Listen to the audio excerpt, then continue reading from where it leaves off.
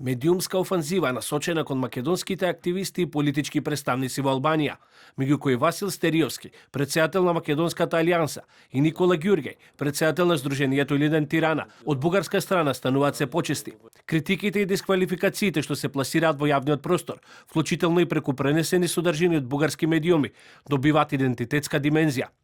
Веста за телевизија 24 ја потврди Никола Ѓурѓеј, кој кусо одговори дека се подложени на секојдневни напади и се повикува на официјален став на Сдруженијето Илинден, објавено на официјалната страна на истоимениот весник, каде што се нагласува дека се соочуваат со секојдневни обиди за асимилација на македонската заедница од бугарска страна. Бугарската пропаганда во Албанија за асимилирање на македонците и измислување на така наречените бугари во областите каде живеат македонци во Албанија може да успее само доколку сите македонци се продадат за грцлатници. Македонците живеат и ќе живеат во областите каде со векови живееле во Приспа, Голо брдо, Гора и Врбник. Сдруженијето Илинден дополнува дека обидите од бугарска страна се залудни, бидејќи, како што велат, на територија на Албанија нема формирано ниту едно автохтоно бугарско здружение и нема објавено ниту една книга од бугарин. Фактот што во Албанија никогаш немало бугари беше пресуден што од 1990 до 2027 година нема формирано ниту едно автохтоно бугарско здружение и нема објавено ниту една книга од бугарин за животот и состојбите на бугарите во Албанија. И токму тој факт е основната причина зашто бугарските медиуми се целосно насочени кон понижување и негирање на активноста на македонците во Албанија.